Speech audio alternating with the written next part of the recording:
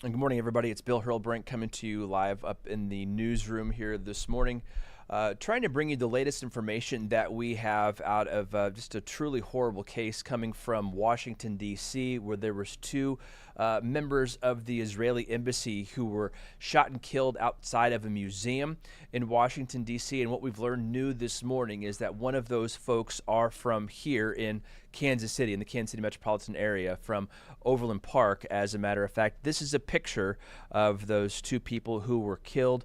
One of them, her name was Sarah Milgrim. She is pictured alongside here Yaron Lashinsky. Again, Sarah was from Overland Park, was a graduate of Kansas University, the University of Kansas. She was a Jayhawk. She was described by several people on her Instagram and on social media as warm and compassionate, committed to peace building, and passionate about sustainability and people-to-people relations. Again, this is just brand new that we've heard this morning. We do have a web article up right now on kctv5.com. You can go on to that and find out as much as we have. And again, we're updating this article as we're learning more here, as more information continues to come in. But what we can tell you about Sarah is that she worked at the Israeli Embassy's Department of Public Diplomacy. She organized visits and missions from people to go down to Israel. She was also an American citizen, and according to Israel's former ambassador to the U.S., Mike Herzog, in her LinkedIn bio, she said that she is at the intersection of peace building, religious engagement, and environmental work. She said that as a Jewish educator, she facilitated insightful discussions on geopolitics in Israel and Palestine, and that she has worked in Tel Aviv for Tech to Peace, which was an organization that provides high-tech and entrepreneurial training alongside conflict dialogue to young Palestinians and Israelis. She had a certificate in religious engagement and peace building from the U.S. Institute of Peace, and an organization funded by the U.S. Congress that promotes conflict resolution. And again, as I mentioned before, she was a graduate of KU, and according to her LinkedIn bio, she also worked briefly for the city of Overland Park and for the Mid-America Regional Council, as well as a few other organizations around town. And again, this is just things that we're learning slowly but surely here about her. She has several friends that have made posts online about losing one of their loved ones and a friend that they spoke highly of and looked up to. And again, we're learning all of this just coming in from last night. Again, this shooting took place in Washington, D.C. of these two Israeli folks. Again, they were leaving an event outside of a museum in D.C. when they were shot and killed.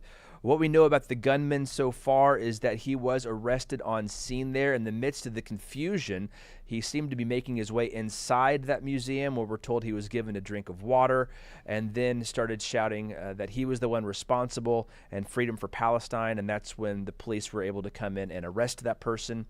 Again, all of this information up on our web article right now at kctv5.com. It's the top story right now. If you go there, you can find it, and we'll be updating this as we go throughout the day with all the new information that comes in. But with these local ties to Kansas City, we know that there's several people who knew her that live here and work here still in Kansas City. They have stories about their friendship with her or how they worked with her, and we'll be bringing you those stories as soon as we get a chance to talk to some of those people and get their thoughts on what happened to this person, again, who grew up in Overland Park, who graduated high school from Overland Park, who went to school just down the road in Lawrence at the University of Kansas, who then spent a lot of time traveling overseas, it sure seemed like, trying to do her best to try to bring peace to the Middle East and try to work on geopolitical relations between Israel and Palestine. So again, what we know so far is, again, those two people shot and killed last night in Washington, D.C., one of them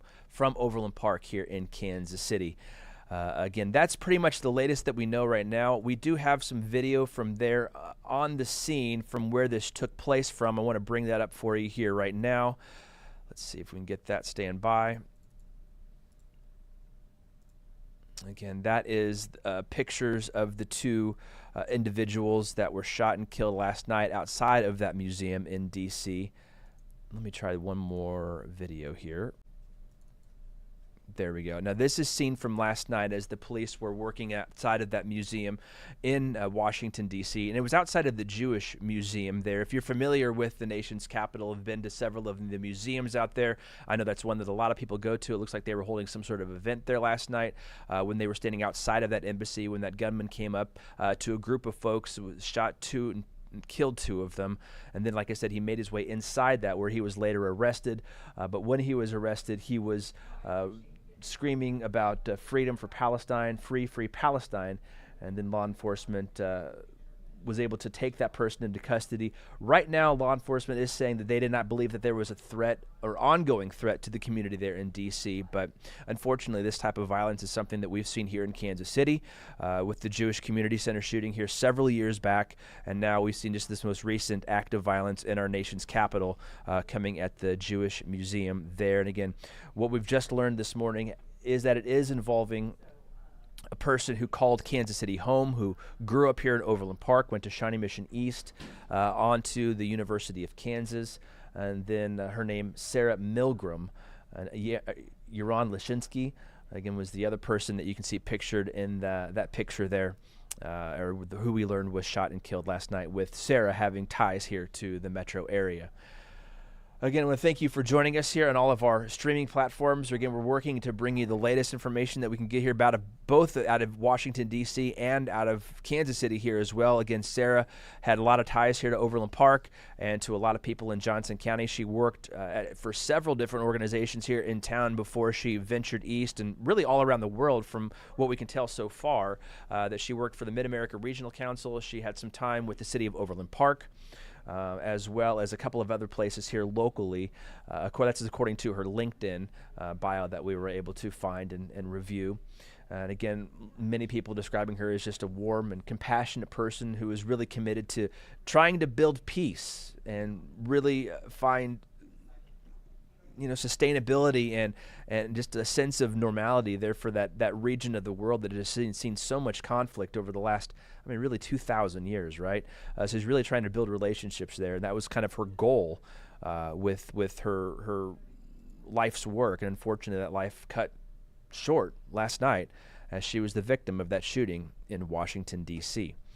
Again, we are live on all of our different platforms right now, including Facebook, YouTube, and our streaming platforms. I want to thank you for joining us here. If you do go to kctv5.com, you will find that this is the top story on our website right now. And as we continue to get this new information, as we continue to go out and speak to people about Sarah, we'll be posting all of that information here.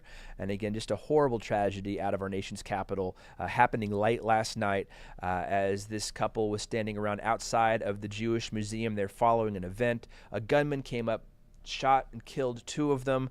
That gunman was then later arrested, and while he was arrested was chanting "Free Palestine." Don't know much more beyond that and don't want to speculate on motive or anything at this point, but again, we're sure this information will be coming out later, and it'll be posted there on kctv5.com as we get the latest. We do have a bureau in Washington, D.C. who is currently working on this, and again, all of our reporters are currently out in the community trying to gather additional information about Sarah, about her life here, who she met, who she knew here in town, whose lives she impacted here in not just Overland Park, but the Kansas City metropolitan area. Again, she really seemed to have, as little as that we've been able to read and learn about her so far, she really had a passion for bringing people together, for building relationships, it seems like. So again, this is something that we're going to continue following here as we go through the rest of the day, and obviously this week into what is going to be a very busy week here in Kansas City, and a weekend in Kansas City as well, as we get ready to celebrate Memorial Day. But again, that is what we know right now. We're still waiting for a few more reports to come in as well from the AP, also from our reporters who are out talking to people in the city as well. We'll make sure to have those updates coming up on KCTV5 News at noon today as well. I know our Grace Smith is preparing a report. We'll bring you at noon today as well. But again, that is the latest that we can let you know about this shooting, unfortunately happening last night in our nation's capital, involving a local person, Sarah Milgrim from Overland Park, was shot and killed last night outside of the Jewish Museum following an event there. The person claiming responsibility and who was arrested was chanting "Free Palestine" as they were put in handcuffs and led away by district police. As soon as we have more information, we'll be updating kctv5.com. Again, you can go there right now and find all the latest information that we have, and we will be updating this throughout the day as we go through the rest of the morning into the afternoon. And again, we will bring you updates here in just a little bit on KCTV5 News at noon.